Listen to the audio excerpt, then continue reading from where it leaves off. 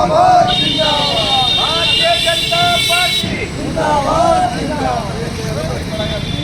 राजकुमार हाय हाय राजकुमार हाय हाय राजकुमार हाय हाय राजकुमार हाय हाय। जो बिल आया इसमें शेड्यूल एरिया में आदिवासियों की ज़मीन के लिए कोई प्रभाव इसमें रहना नहीं, उनके फायदे के लिए है और गरीब मुसलमानों के लिए पढ़ाई लिखाई और चिकित्सा शिक्षा ऐसी सुविधा इनके लिए इस बिल में इसका लाभ है। इनका विरोध यहाँ के डूंगरपुर बांसवाड़ा के सांसद राजकुमार ने किया और राहुल गांधी जी ने किया और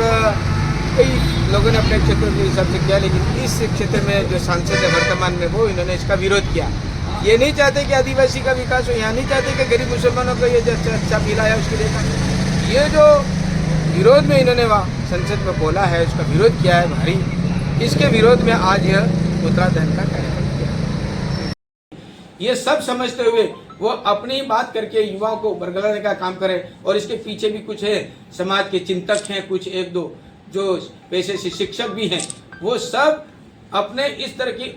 और उनका विचार जा रहा है। मैं कह रहा हूँ कि ये जो ईसाई मिशनरी के प्रचार प्रसार की दृष्टि से जैसे तिलक नहीं लगाना, पता नहीं क्या क्या धर्म के मामले में सनातन धर्म का विरोध में बोलना, विरोध में कुछ भाषण देना, ऐसे कृत्य करना, शायद ये जो आदिवासी सनातनी है और सनातनी होने के नाते आज जिस प्रकार से चल रहा है उसके अंदर इनको बरगलाने का काम किया जा रहा है और वर्ग संघर्ष जैसी स्थिति पैदा करने का काम है। ये भय का वातावरण पैदा हो गया है, तो क्यों करते हो आप ऐसा काम? राज तो मिल जाएगा, लेकिन इस प्रकार के समाज में ये तोड़ करने का काम और इस प्रकार अन्य समाजों को भी इसमें आहत हो रही है, तो ऐसा काम करने से फायदा क्या है? मेरा तो एक आग्रह है कि अगर ये अपने इस प्रकार से बयानों से बाज नहीं आए तो एक बहुत बड़ी क्रांति का रूप धारण करेंगे, जिसके कारण से आज जो है वो आप ये जो कर रहे हो उसको आपको क्षमा याचना भी करनी पड़ेगी, क्योंकि इसमें अपनी तो सुधर रही है, अपनी स्थिति माली हालत सुधर रही है, लेकिन गरीब इन आदिवासी भाइयों की